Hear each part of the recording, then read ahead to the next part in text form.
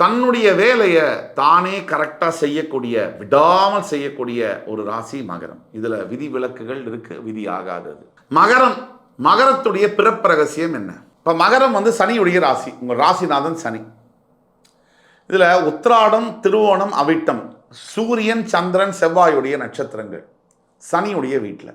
மகரம் பிறப்பு ரகசியம் என்ன உங்களுக்கு புரியுமா? வைராக்கியம் தான் முக்கியமாக. ஒரு யாராவது ஏதாவது சொல்லிட்டாங்கன்னா போகிறோம், அந்த வைராக்கியம் மனசில் தங்கிடும். கடைசி வரைக்கும் நான் மறக்க மாட்டேன் அவங்க சொன்னது, அவங்களையும் உட்பட நான் ஜெயிச்சே தீருவேன். இது மகரம். அடுத்தது மகரம் சொன்ன உடனே பிறப்பு ரகசியம் என்ன தெரியுமா?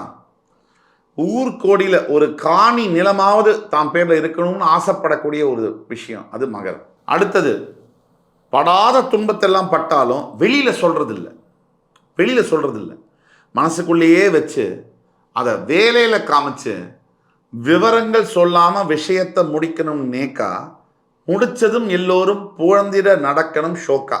இந்த வார்த்தைகள் மகரத்துக்குரியது.